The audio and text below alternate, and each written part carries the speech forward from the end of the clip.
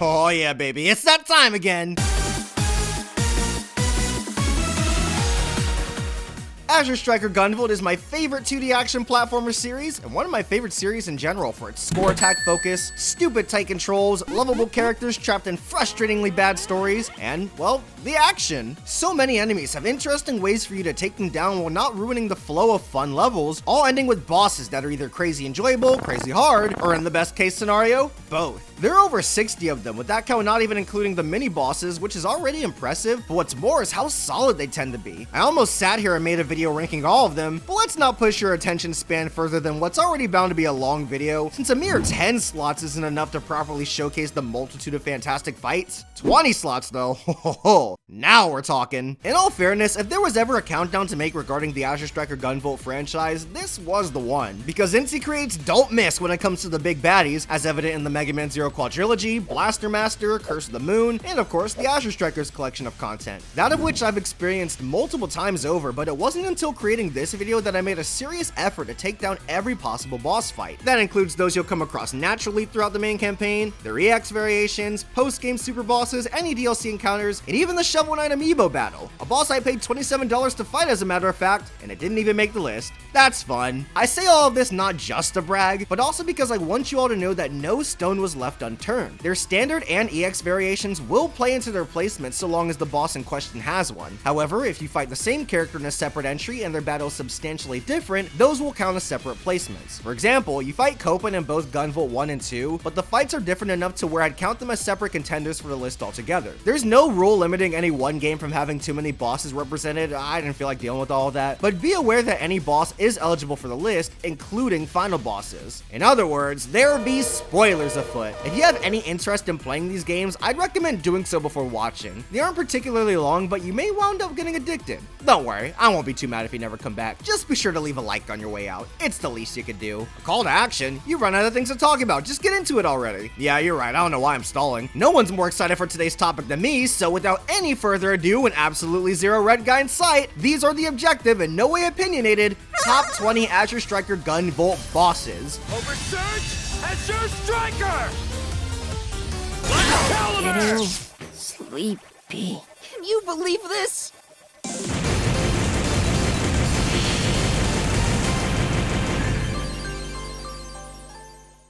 Gunvolt 2, the masterclass in game design it is, did a lot to make every level stick out aside from just, making them all different theme-wise. One stage had you on a bike, another had ice physics, another wrapped the screen's edges for some trippy ways of progressing, and this one here, puts the boss where other levels would typically be halfway done? How peculiar. Oh well, guess Inti thought that the boss was so fun that players would want to fight it early. The first game had a boss that played around with fighting two characters at the same time, and this game takes that concept but in a bit of a different direction. Azrock is a puppeteer, so while he's your target, you're also going to have to deal with this roly-poly robot because if you take too long to dismantle it, it does a screen-clearing attack that's impossible to dodge. At the same time, you don't want to waste too much energy on it since the puppet master is the true target, but every time you rid yourself of his lackey, he'll just bring him right back up. Are you overwhelmed yet? The fight has a lot to manage, yet everything remains fun and a joy to overcome. The two have fantastic synergy, attacks are well telegraphed, and there's a sizable list of moves to dodge with a special I still have trouble avoiding. A pretty good fight already, but it turns out there's more. Ah, so this is the reason why his preceding level was shorter. The boss fight itself makes the real meat of this stage, and it's beefy. Look at this behemoth, and it's even better than the former phase. His different body parts attack you with projectiles you gotta hop and weave between, giant lasers will cover the field, forcing you to rush from one side to another, and bombs will require you to have smarter movement than just panicking. Phase 1 makes you get hype and deal with all the craziness, but Phase 2 makes you bring all the energy right back down in a more focused scuffle, resulting in a great balance that causes the fight to be a hell of a start to a banging list of bosses.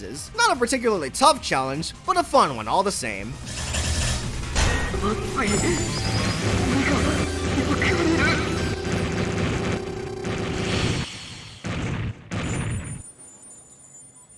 It's ironic that the list is starting off with a double battle because I'll go ahead and admit that a lot of those made the list. What can I say? They work really well with the tag and zap gameplay, so let's pay our respects. They can only run because Elise walked first. One reason I still enjoy the original Gunvolt as much as I do is that it's surprisingly tough, even after replaying it as much as I have. Of course, the bosses are the biggest culprits to this claim, and Elise is somewhere near the top, only beaten in this category by the final bosses. Having a split personality Septima, her two extremes take physical form and will work together to fire projectiles aplenty or ram right into you with well-choreographed combo moves. They're tricky as they swing from pole to pole, going up and down and all around, with you being caught in the middle having to watch both of their health bars. Oh, and if you were thinking of focusing on one before taking down the other, well, that ain't happening, because her special is to bring your other half right back into the fray, meaning you have to beat both of them at the same time, or at least close enough to where she doesn't have the chance to divine pulse your ass. I hated this fight in my first playthrough, especially since I had no idea how to dodge this petrifying ray, but the more I played, the more fun it became. This series truly shines the brightest upon replays, with this being a great example of that very fact. It's such a creative, brutal way to teach the player that, hey, you know you can target more than one enemy at a time, right? And that better get through your skull fast if you want to have any hope of winning. Things get even crazier when you fight her again during the game's boss rush, as this is an example of the battle changing that second time around. Now we've got a third personality to keep track of, who marches to the beat of her own drum, shooting at you and popping in whenever she pleases. Combine this with the original two's perfect synergy, it's like throwing a wrench in a well-maintained machine, but the only one suffering is you. Isn't that fun? That sounded sarcastic, but it is fun. Not to mention hard as hell, but in a good way. It's like a glorified survival round, requiring you to still make progress and defeat the bosses you originally did twice over, all the while surviving this third-party shenanigans, and it's a blast to overcome. I still die to it every now and then. It's challenging, but awesome. There's a reason not much changes when Elise comes back in Gunvolt 2's post-game, because the fight's already a great challenge. I'm surprised the third form doesn't show her face, but the projectiles get a little stronger and trickier to block with your flash field, and that alone is enough to make a hard fight even harder while managing to keep things fair. Trying to beat this boss's Cogen almost makes it feel like a completely different fight, so it's like twice the typical content with twice as many opponents and twice as much fun. You may have kicked my ass in the first couple of playthroughs, but now I'm the one kissing your ass. So who's really the victor here, huh?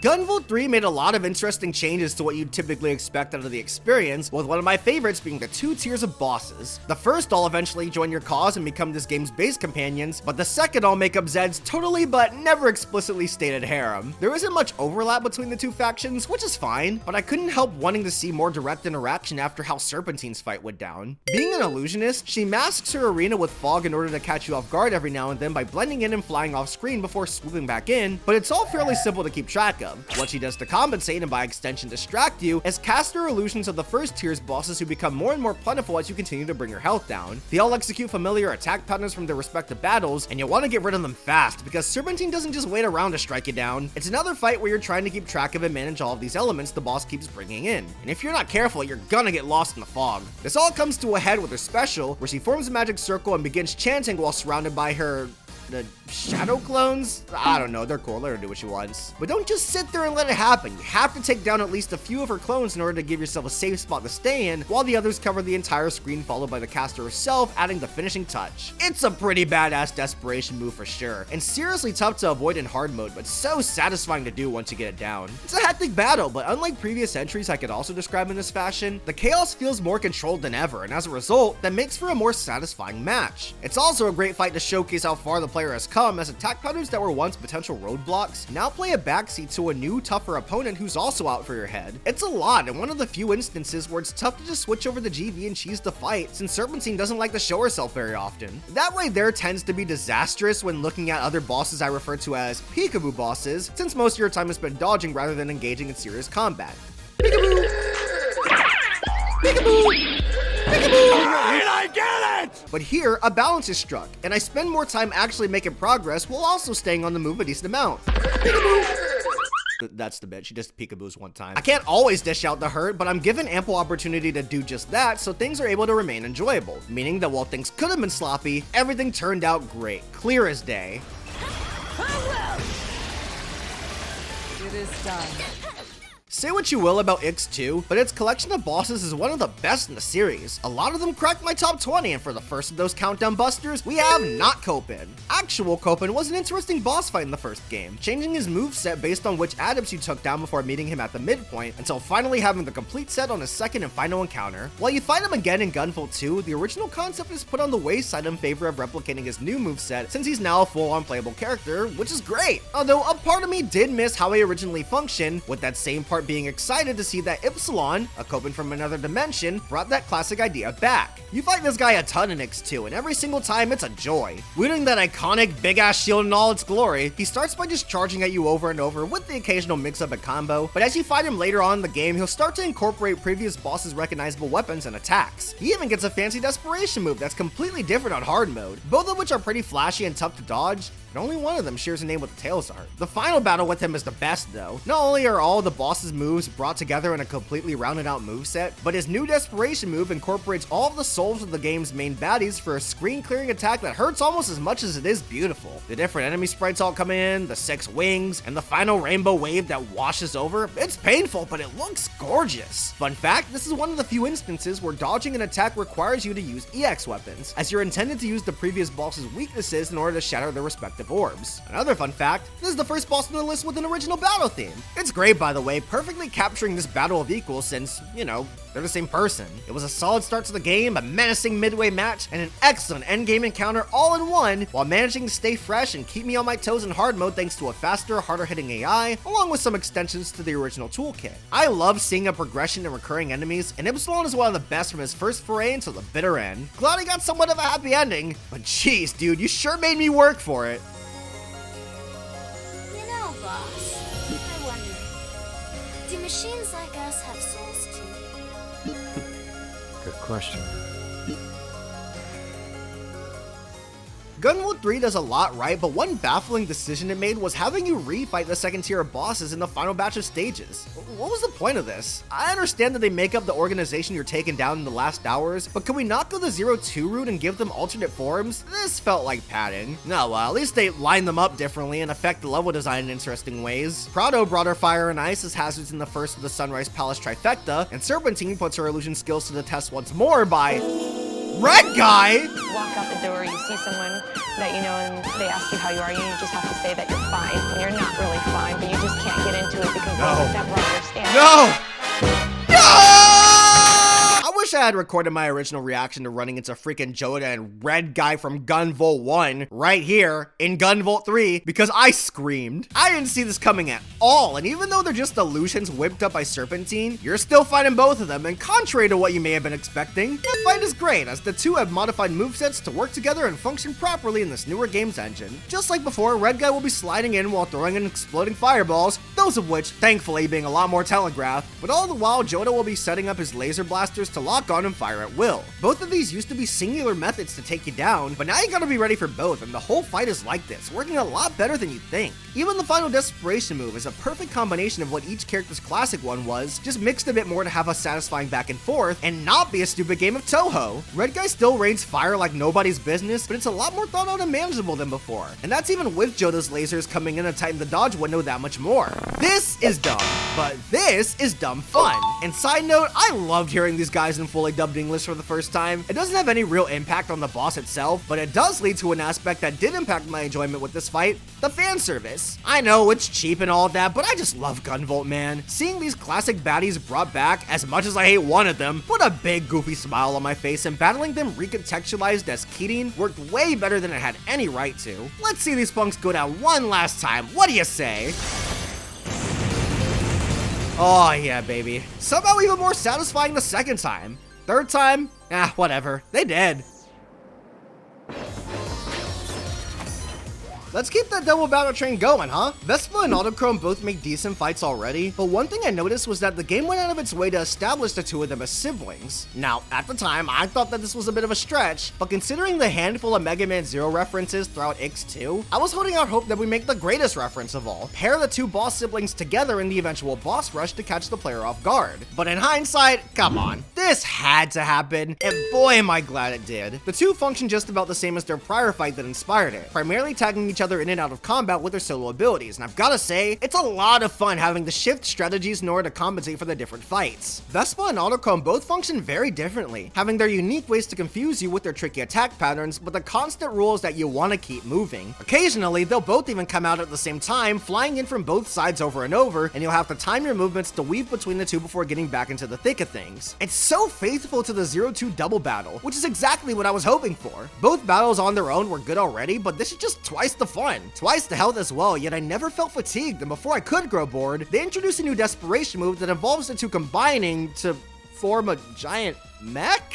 Yeah, at this point in the series, you learn to stop questioning things. You now have to watch out for these lasers and explosives that give very little margin for error, and not gonna lie, it's kind of a cheesy attack. Every Gunvolt game seems to have that one special attack that feels like an out-of-place bullet hell, but I didn't mind this one as much for whatever reason. Maybe because the boss itself was already a ton of fun, and figuring out how to dodge it felt a lot less frustrating than, well, every other instance like this throughout the series. I didn't even mind that last screw you finisher when you beat them both, since that's also a reference to how the 0-2 double battle ended. And in another reference within a reference, they pull the same crap Phantom did in his final battle from 0-1 after you beat them in hard mode by exploding right at the end with set explosion insta-killing you should you unfortunately get caught off guard. Don't feel bad, I got bodied by it too. And I wasn't even mad! Ah, fan service, you win again.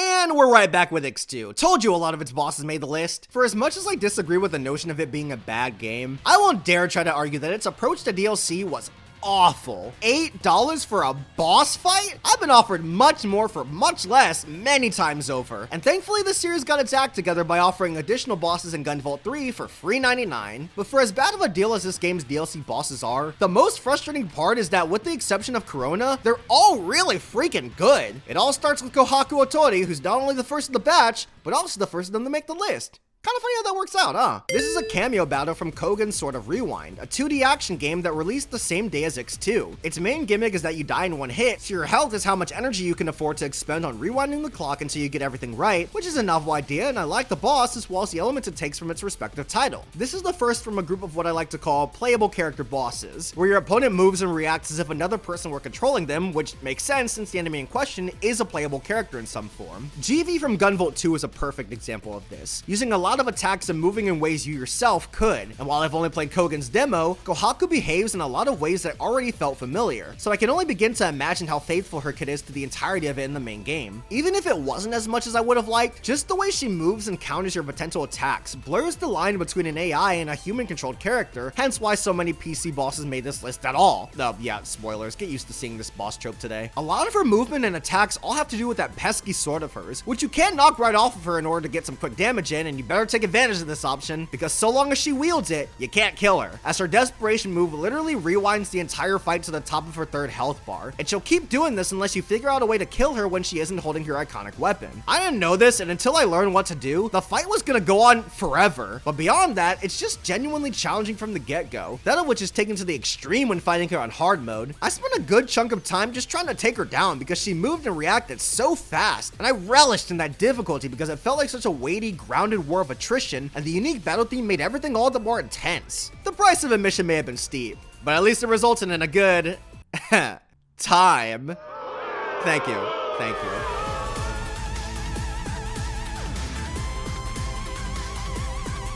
Featuring the lead from an adjacent game releasing during the same window as yours makes a lot of sense. Kohaku's inclusion as an additional boss would have fit well in any Gunvolt game. But Yang Yumo from Dusk Diver was a hell of a deep cut I don't think anyone saw coming. I didn't even know what a Dusk Diver was before fighting her myself, but I guess the cameo did its job because afterwards I wishlisted both games on Steam. What? You look fun. Anyway, not only does she stand out by coming from a game so niche that not even I heard of it, but she speaks entirely in Chinese regardless of this game's shiny New English dub, which is super cool, just like the boss itself. 哇，这眼神又拿着电锯，是附身者吗？ Similar to her unique theme, she demands your attention right out of the gate, flying at you from off the screen and raining lightning from above, as well as summoning these, things to fly at you from both directions. It's a speedy scuffle for sure, with her attacks getting more and more wild as the battle rages on, all culminating in her desperation move. She goes super, since I guess she could do that, I really need to play this game, and summons a spirit bomb in the middle with you having to avoid the light ball charges in the final explosion. A decent battle for sure, but for the first time on this list, it's primarily her hard mode variation that got her so high. Well, in the context of this list, 13th place may not seem all that impressive, but when you consider the 50 other guys she beat out when bringing the whole series into perspective, suddenly the placement ain't nothing to sneeze at. Not only is she even faster and more kinetic with her movement, but the lightning is more fierce and plentiful, these things even start dropping bombs for you to avoid, and this spirit bomb is even crazier with your kicking it to make an even bigger blast just for good measure. This girl has spunk and energy to spare, all of which being felt throughout the entirety of the battle, and I was eating it up. Everything was fun to learn, and by the time I finally came out on top, I didn't have a ton of health left over. A high level of challenge has always been one of my favorite parts of Gunvolt, so of course I'm gonna love it when a boss tests me to this level in a way that's fair, as we've already seen, with Yang Yimo being one of the best examples of this perfect marriage. She's also a great ad if that was the goal. Talking about this fight makes me want to play her games more than ever. Come on, Steam, drop that sale already. You know you want to. 怎么会？ You know what I want to do? Talk about another double battle. It's been, what, 3 entries since the last one? That's one too many, and I'm running out of my selection that made the list. Red Guy and Joda were both from Gunvolt 1, which was great, but I was hoping to see some familiar faces from Gunvolt 2, and surely enough, I was given just that a few rooms later in the same level. Yo, Zonda and Tenjion? Hell yeah, I love these guys' original fights, and their combined efforts are a cool sight indeed. Side note, their English voices are perfect. Please go back and dub over the older games. Give me another reason to replay them, and see, I'm starting to run out. Where Red Guy did most of the up close and personal attacking with Joda having slower setup to his moves, Zonda and Tenjion both come out swinging and never seem to let up, making for a struggle that's anything but chill. Both characters, again, do a lot of the same attacks from the second game, just in a manner more fitting of this third installment's speed and flow. Zonda, now exclusively in her male form outside of the desperation attack, still erects crystals for her illusions, which, wait, now that I think about it, kind of makes for illusions of an illusion. Illusionception, my god! Am I an illusion? Prove me wrong by liking the video and hitting the subscribe button. And while she's doing her thing, Tenjion won't dare let up with his fast and decisive slashes, only to slide away before you get the chance to punish him. He's so cool. Both love to constantly try and catch you slipping up, with their attacks leaving little room for error, since the two work together even better than Red Guy and Joda, which canonically makes a lot of sense. The two treated each other like siblings, and Zonda clearly saw Tenjion as her top dog within her 7 made adepts in Gunvolt 2. If anyone was gonna team up with her, outside of herself I guess, it was bound to be Tenjion, and their teamwork reaches the tip of the iceberg in their desperation move, Wonder Ice Prison. It's a perfect combination of Phantasmagoria and Frigid Blossom that demands you either plan your movement accordingly to make it out alive, or take one brutal beating. Okay, that's good. That's good.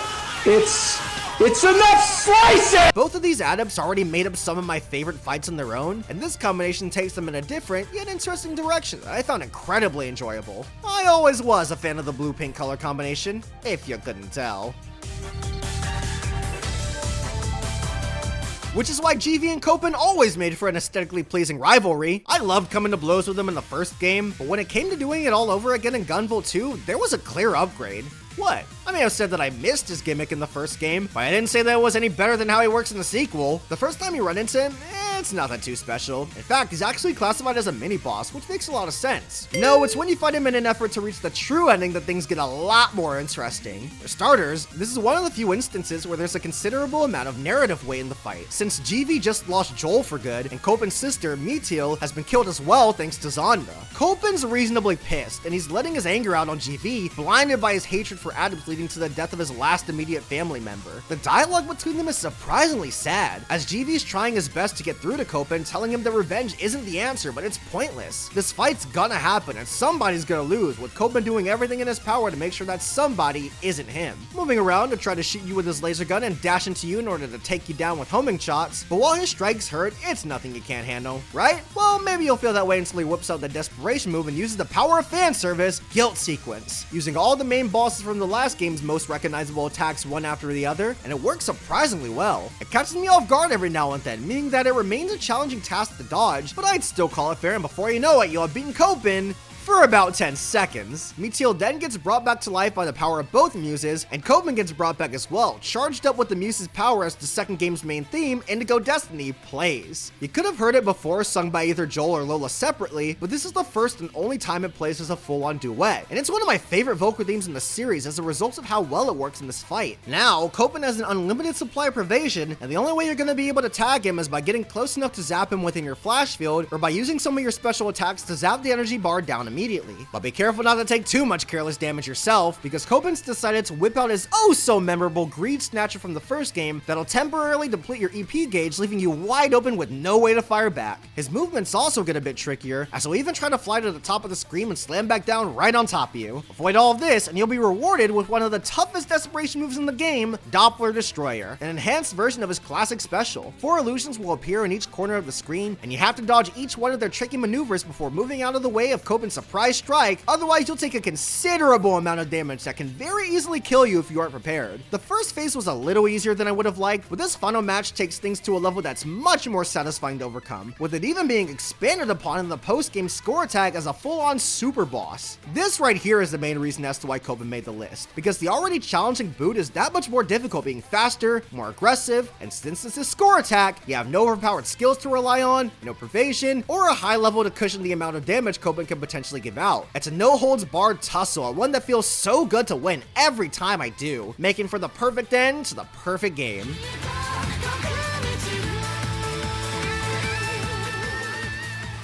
Combining 2 bosses from Gunvolt 1? Great! Gunvolt 2? Even better! But take one from Gunvolt 1 and put it with another from Gunvolt 2? Who is this?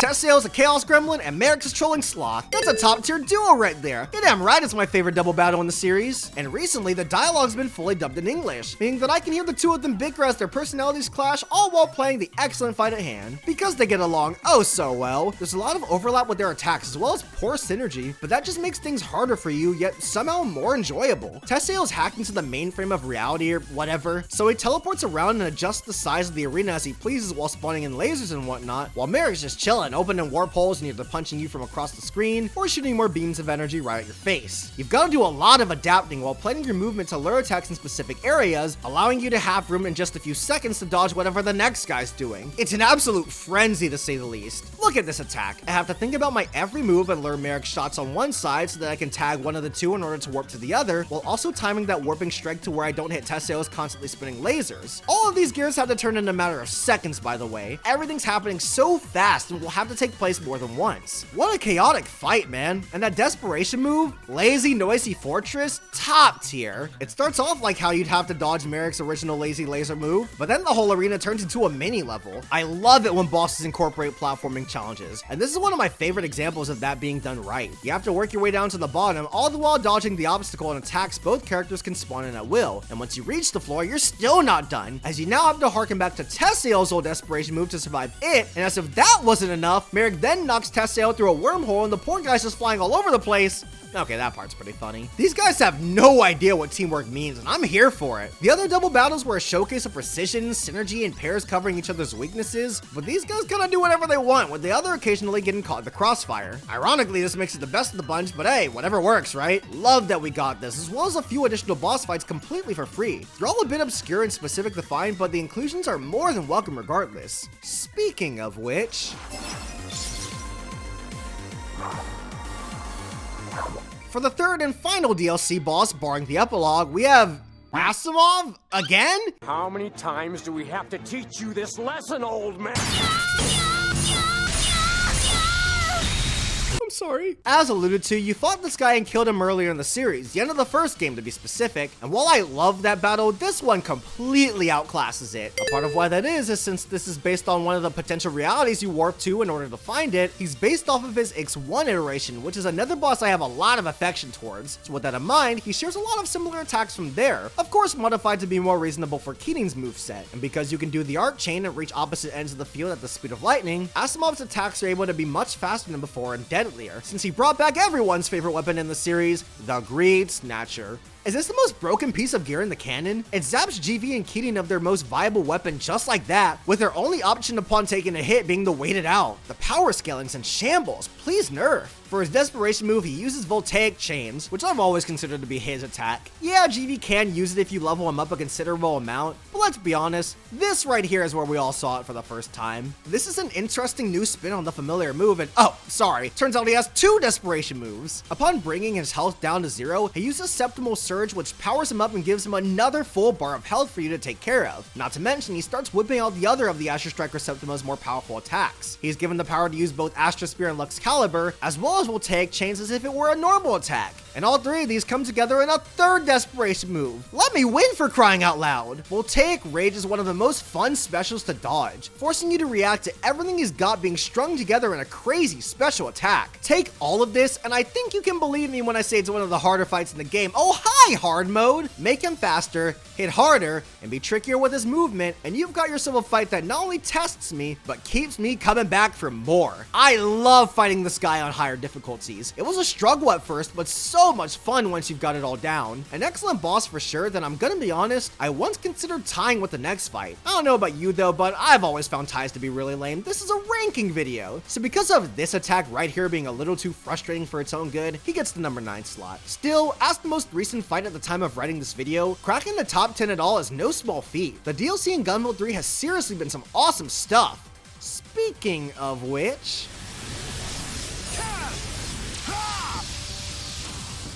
It's always been an unpopular opinion of mine that Nova's fight in Gunvolt 1 is awesome, and I stand by that. He's hard as hell, you have to get right up next to him in order to tag him at all, he moves all over the place, has a banging boss theme, and that second form, man, it's so intense. I love this fight, but do I love it enough for it to make the list? Yeah, no, not quite. But that's okay, because it gets a rematch at Gunvolt 3, and that boss is what I love enough to make the list. Just like the previous entry, you find him by going to another potential reality where he forcibly combines GV's Septima with his own, meaning that while the fight starts out fairly tame, things get crazier as it goes on. Although that's not to say things are easy at first, they're actually really tough, combining his Raven and Panther forces from his OG fight's second phase with his attacks from the first, resulting in a lot of pushing, pulling, and arc chaining to survive. Dodging will more often than not consist of you running from one side of the field to the other, and it's a ton of fun to weave your way through these energy rings. Like the double battles in Asimov's duel from before, those of which also harkening back to older bosses, it's cool to approach similar obstacles in new ways, all of which, in my opinion, while I'm controlling a character who's even more fun to play than the good old Azure Striker. But playing as him in this game against these classic enemies is a surefire way to get this day one fan grinning like a dumbass. Even his classic Mind Melder got a bit of a buff, but once you drop that health bar to 0, he reminds you that things are a little different this time, harkening back to GV's fighting Gunvolt 2 and using another desperation move, Septimal Surge. Yes, Asimov does the same thing, but I'm gonna give Nova credit, his DLC came out first. Besides, either way, the fight gets a lot more fun after the fact regardless of it being original or not. Like both Asimov and GV, this causes him to go hyper mode on your ass, warping all over the place even faster, and adding the Azure Striker Septima's moves to his arsenal. I like this fight's incorporation of them a bit more than Asimov's, because while Asimov himself is also an Azure Striker, paving the way towards more control and pure strength, Nova is anything but, meaning that his moveset becomes an unnatural amalgamation between pre-established attacks and Azure striking techniques such as, again, Astra Sphere, Excalibur, and Voltaic Chains. It all works together a lot better than I was expecting, but as the fight moves on, you can hear how much Nova is struggling to keep both powers under his complete control thanks to the English voice work. Now, let's begin. Mind Melder! Septimal Surge! Excalibur! Cross Overflow!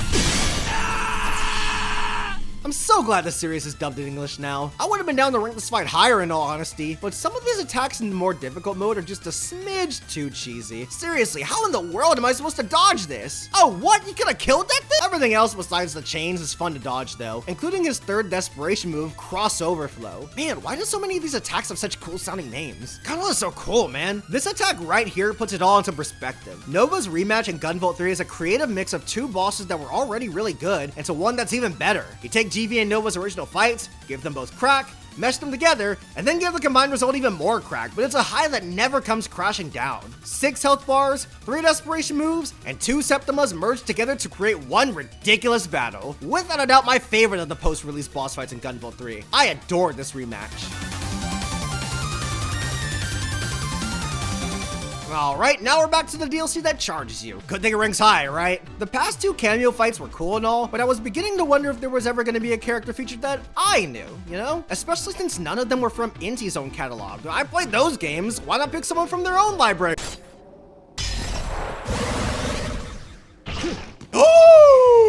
Oh my god, it's Jason Frondick from Blaster Master Zero! Those games are awesome! This character is awesome! This boss is awesome! And do my ears deceive me? Is that a Luminous Avenger remix of the final boss theme from Blaster Master 03? This sounds amazing! Look! Frank pops out and opens up a wormhole like in the games. That's my guy! A frog. You get it. He's dope! When Sophia 3 crashes down, it recharges just like it should with the same visual effects and feedback. And then, Eve shows up to assist Jason at his weakest moment, just like she does in the third game's final boss. They thought of everything. Jason's shots are all accurate portrayals of his toolkit in the games. And when he does the counter shot, it even does the orange dramatic zoom thingy. What's not to love? This is a playable character boss done right. He moves and reacts like any person would, and he'll kick your ass if you let him. Especially on hard mode. I spent over an hour just ramming my head against this boss, constantly trying to read his movements, learn how to dodge everything, and after finally winning, I felt unstoppable. I wasn't even mad. Maybe his attacks are a little too precise, and perhaps Eve assisting him shouldn't really be a thing,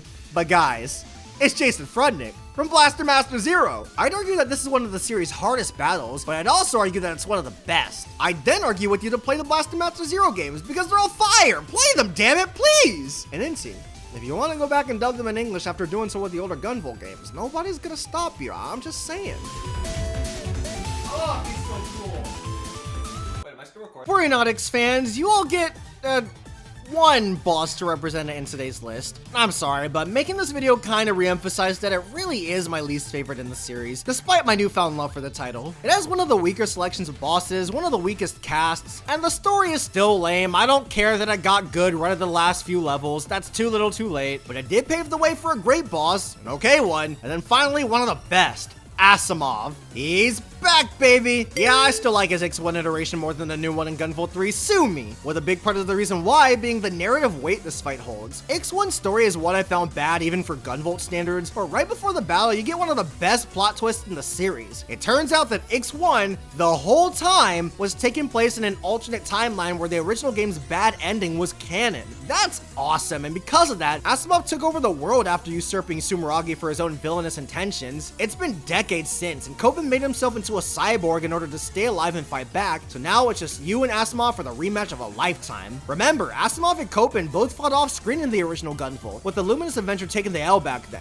Hopefully this time things are gonna go a little differently, but you're gonna have to work for it. Right off the bat, this theme is so good, sending an intense vibe for an important battle that was a long time coming, with the song itself taking a lot of cues from Asimov's original battle theme. Only this time there's no hint of Jeevee's theme anymore. It's just Asimov, and you can feel that difference. He does a lot of similar moves to his original battle, but he times everything at different intervals this time, with similar attacks going off at once to catch you slipping. You'll need to have mastered Copen's aerial mobility to stand a chance, and I love how well the fight is designed around this completely different gameplay style, while still feeling reminiscent of how it once was. It's just like Gunvolt 3's throwback throwdowns, with this being another great example. Hell, even better, did rank higher after all. Even Voltaic Chains feels a lot more fair this time around, since you have the mobility to dodge it properly with or without Lola's Anthem. Of course, all of this is only during the first phase, and the second one is even crazier, with Asimov's new form being one of pure lightning. He's completely lost his original appearance, all in the pursuit of more and more power. Somebody's gotta take him down already. And remember, Asimov is an Azure striker, with him showcasing just that by using the iconic Astrosphere and Luxcalibur, as well as Voltaic Chains once again, but with control, precision, and power, all being showcased extremely well in his new desperation move, Voltaic Chain Meteor. The best example of a screen covering special that still feels fair and manageable to avoid. All of this with an even more menacing theme, glitchy visuals thanks to Copen's eye taking damage, and a thick aura full of tension. This is one of the best final battles in the series that just missed my top 5. It's a shame because I really do love this fight, but regardless of how things turned out, I love just about everything about it, minus the visual effects kinda hurt in my eyes. Even its EX variation, for how brutal and demanding it is, felt so good to overcome. Faster, flashier attacks, the desperation move that's even tougher to dodge yet still fair, and the lightning being purple. Doesn't it look so cool? I think it looks cool. I think it's safe to say that Cogen redeemed himself after coming out on top of Asimov this time around.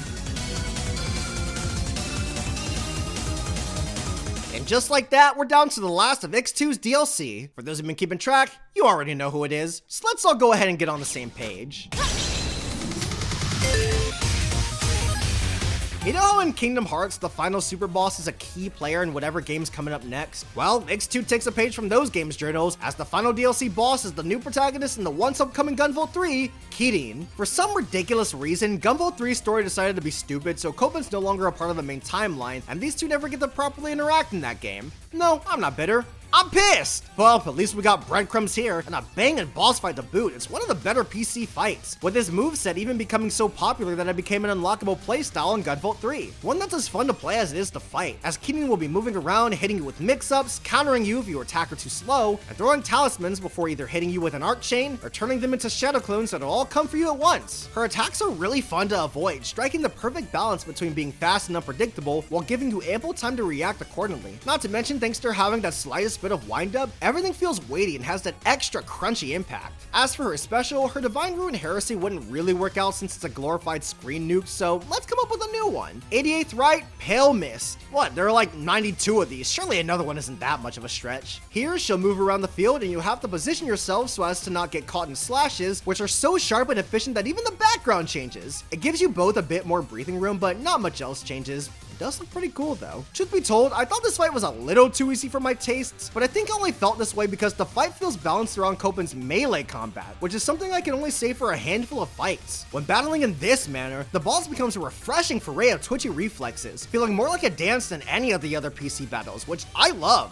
And if that wasn't enough, hard mode just makes the fight even better on its own, being a much higher challenge and as a result, a much higher level of potential enjoyment. Her moves have extra punch to them and extensions that'll catch you at a moment's notice, meaning you have to be on your toes, and it's all so fun to figure out. Even when going for the typical dash and tag Copen gameplay, with this iteration, the window for achieving that is much shorter, so it maintains that faster pace and fancy reflexes needed to win, which is exactly what makes her fight so damn hype. With a fight this good, I can't wait to play as her. At least, that's what NC wanted me to think after the battle was over, right?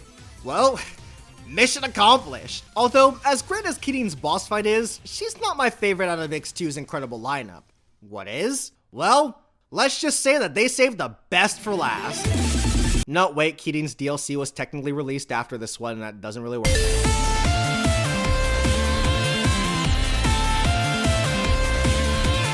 Mother Computer, or Mother, the final boss of X2, blew me away because it was such a complete fight in every sense of the word. She's Lola from another dimension, but she's gone insane due to her failure to bring this world back to a livable state along with her master's disappearance. Now her goal is to take over Kohaku's body and destroy everything that's left of the world. And despite her dumb design, I love Kohaku, we can't let that happen, and so the battle ensues. I'm obsessed with this unique battle theme, by the way. It's got just the right hint of sadness to emphasize all of the hardships Mother has been through, while also getting me pumped for an intense fight. You have to use an EX weapon to break through Mother's shield periodically, but even when you're able to dish out the hurt, you still have to watch out for lasers, blasters, and her slashes, all of which are based off of some of Copen's attacks from Gunvolt 2, fun fact. Unfortunately, they're also relatively easy to avoid. But hard mode? Oh mama, hard mode made me work. Everything's faster and has an extension of some kind, meaning you have to have mastered Copen's X2 movement, limitations and all. Oh, and no matter what difficulty you're on, this desperation move is pretty tricky. Spikes on both sides, Mother coming at you from different directions, then 2 final slashes at the end. Woo! You gotta be on the move to dodge this one, and I love it. I love all of it. Enough to make the top 5? I don't know, maybe, maybe not, but it doesn't matter because we have a second phase anyway. And that phase is one of a kind, consisting of you fighting a hologram of Mother's full form as she comes at you with lightning, ice, wind, light, and fire, with you having to fly through blind spots and shave her health down. Once you do, her main defense will finally be revealed, and that's the real thing you have to take down in order to win. It might have a little too much health, the fight does drag a little, especially on hard mode with a seemingly endless health pool, but God, it feels like such a grand spectacle of a showdown, especially on hard mode. Every attack is tough as nails to avoid, but never unfair. And even though I spent literal hours trying to win, I never felt like things were too cryptic or specific to avoid. Whittling that health bar down, learning how to dodge every attack, and giving it my all even when she whipped out her desperation move, lowering my defense to an abysmal level, I remained driven to keep going. And that battle theme, it's a triumphant arrangement of Lola's anthem, and to say the very least, it is invigorating. The hype arrangement of it all just screams that I can do this, I can push through, I can beat this boss, and I can save Kohaku!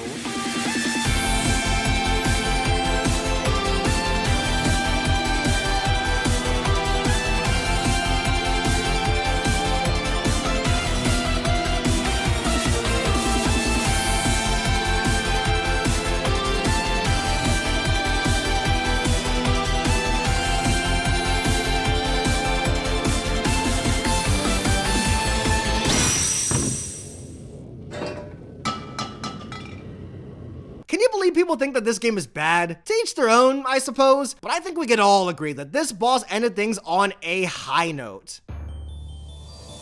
I've gotta say, this series has had a pretty clean track record with its antagonists. Nova was pretty good, Zonda's amazing, Demerzel was intimidating as hell, Mother surprised me, and Zed? Yo, that's my guy! He's got a harem, a silky smooth voice, and the third best boss in the series.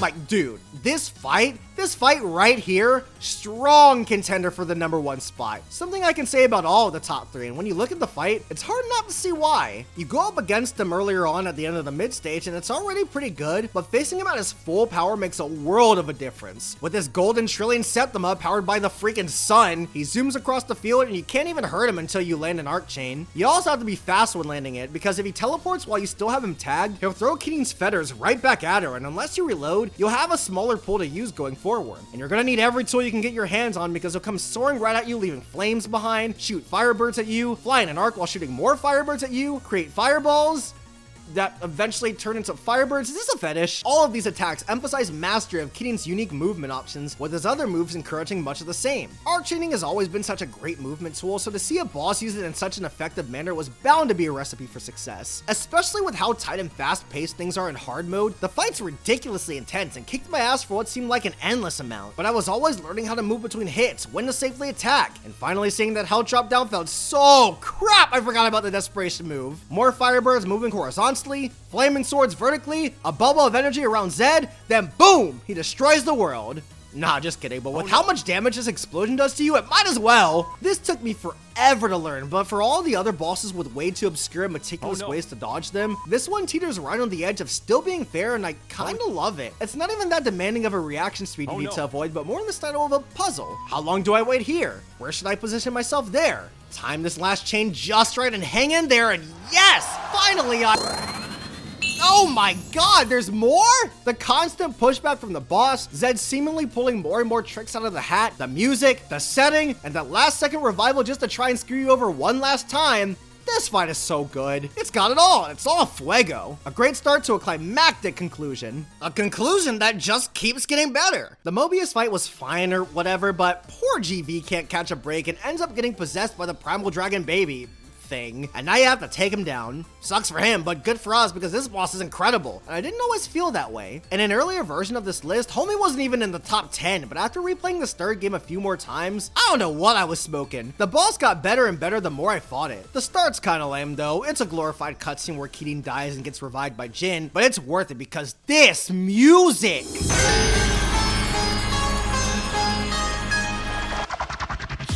We finally get Jin's full anthem in its full glory, and it sets the perfect atmosphere for a desperate struggle against GV, who's now, undoubtedly, the most powerful adept alive. He's constantly in his berserk state, flying around the field and whipping out his special attacks like they're nothing. Astrosphere, Lux Caliber, Voltaic Chains. Many other bosses throughout the series that have either had Azure Striker adjacent Septimas or just the Septima in question, all use these moves to different effects as we've seen in this very video. But I never felt like anyone matched the finesse, control, and sheer power GV showcases both in earlier fights and right here. On top of these, he also hits you with a traditional tag and zap, which was cool to see. These lightning trident things, lines of lightning you gotta zip through, and all of this was already tough, but hard mode. Hard mode. I'm gonna give somewhat of a bold take. I think that this is the hardest fight in the entire series. It's not the fight that took me the longest, nor is it the boss that made me the angriest, but I do think it's the hardest. Actually, now that I think about it, I was never angry while fighting this boss, which is a great sign, although I wish I knew why. Maybe it was because of the story actually being really good at this part, with a great dive into GV's character and the guild he's been carrying. Maybe it was the stellar dialogue between both him and Keating. Maybe it's the music. Maybe it's because of how cool GV looks with those rainbow butterfly wings. Oh, speaking of, this desperation move right here, not gonna lie, is cheesy as hell, requiring the utmost amount of precision and timing. No less than perfect use of the arc chain is the only way you're gonna survive multiple cycles without stopping for too long, going too far, or touching any of the four sides of the arena. It's ridiculous, and I don't know why, but I loved it. I loved figuring this thing out and how demanding it was. I love how cool it looks, and I love that you've gotta get through it 2 freaking times in the same battle. Yeah, GV doubled up on his super attack, and I was so pumped to get it right twice over. Once again, we're kinda riding the line on it being brutally challenging that I wanna win, and too hard to where it's not even fun to play, yet somehow things remain entertaining. I felt like a king when it was all said and done, and doing it without causing any real harm to GV in order to get that true ending made it all the more satisfying when I finally won. This is this is it. This is the peak, the pinnacle of the series. At the time of this video, Gunvolt 3 is the latest entry and they went all out on this finale. I'm head over heels for this fight, even more so on the higher difficulties. And I've never gotten tired of the design, the song, and that nail-biting finisher you have to avoid 2 times. It is a mind-blowing melee and makes you wonder, what could have possibly topped it? Well, what do you say we find out? After some honorable mentions. Even though I obviously moved away from ranking literally every single Gunvolt boss in this video, I'd like to take some time to highlight those that barely missed the cut, so let's get through these quickly. His early internet lingo is so stupid that I can't help but smile the whole way through. He just kinda warps in whatever he wants, and that special's fun to avoid. Good fight. A cage match that gets more and more intense as the battle goes on, even going so far as to ban wall jumping. Can you believe this is one of the first tier bosses in Gunvolt 3? Man, that game's so good.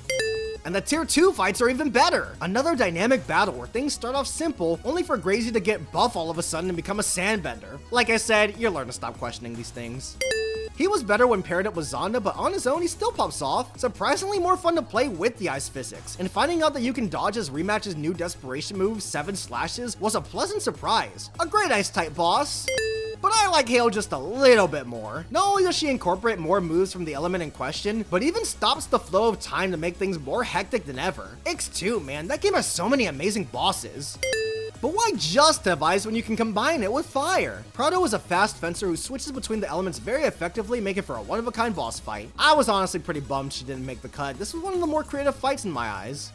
Just gonna go ahead and combine these two because I can literally say the same thing about both of them. I love every single fight with them to the point where they were on the list at one point, but their EX variations can kiss my ass. Every single move in their kit is cheesy as hell, requiring a stupid amount of precision from the player, with failure to do so resulting in an absurd amount of health being taken away. Not to mention Blade has to be finished with Twin Shredder, otherwise she'll fully heal, and GV's third health bar is on a strict timer with failure to beat it resulting in them fully healing. Calm down! GV's fight in particular took me, no joke, 6 hours. 6 hours! Blade didn't take quite that long, but she remained just as frustrating, which sucks because again, all of their other variations are great. They just stumbled at the end a little too much and I couldn't in good conscience have put them on the list. For those curious, I prefer Blade to GV. Those 6 hours took a real toll on my appreciation for earlier fights, as well as my mental health, so that's fun. Anyway, I think that's just about everything I wanted to cover. Now let's find out who topped the list.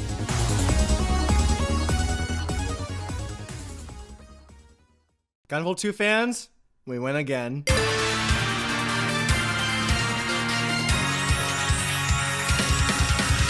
Ever since playing Gunvolt 2 for the first time on my original 3DS model, I was waiting for another boss in the series to top Zonda, and it never came. And I mean, to be fair, Gunvolt 2 is the perfect game, so it was kinda unreasonable to expect anything better from anything else. No, but seriously, Zonda did have a lot of time to stew after getting robbed from a fight in the first game, only to come back in the second one with a vengeance. Antsy made me wait on this one, so I was already feeling antsy, but the fight isn't just perfect for her character, but it's all of the right notes and everything I'm looking for from a top tier boss, let alone a great boss from the series. For one, she's got an original theme that's a frantic remix of her stage's music from the first game, already off to a great start. So let's take things one step further. She'll constantly switch between her male and female form, with both having their own movesets for you to avoid. Male Zonda loves creating these crystal mirrors to shoot crap at you, including illusions of herself or crystals, all of which getting their own patterns and strategies to work around. Do you spend time breaking the mirrors, or do you dodge and focus on taking the Maiden of Eden's health down? Think fast, because before you get a chance to react, she'll have already switched to her female form, now firing energy orbs at you that occasionally bounce through the field as she zooms right on past you. Oh, and by the way, all of these attacks get harder to dodge in her EX variation,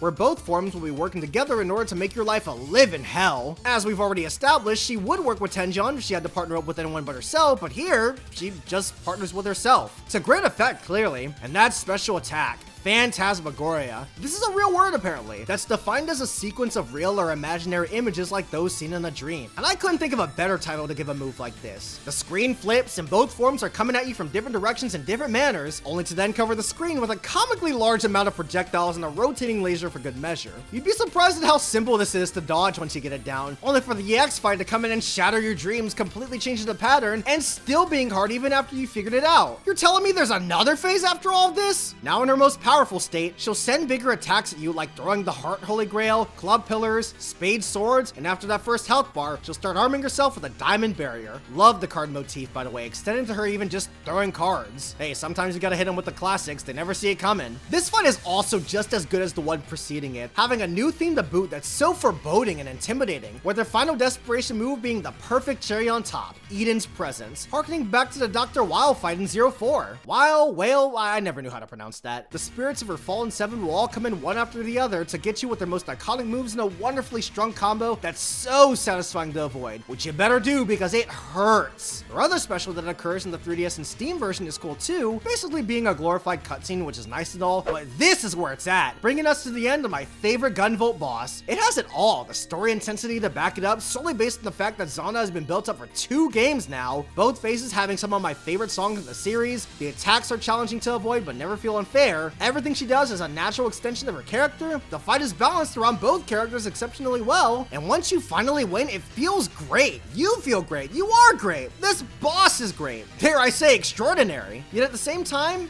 fitting. The best antagonist and the best entry in one of the best franchises gets the best boss. All is right in the world, and I, Gunvolt 2's strongest warrior, remain satisfied. Apologies if my endless praise towards the game gets to be too much sometimes, but what can I say? It's my favorite for a damn good reason.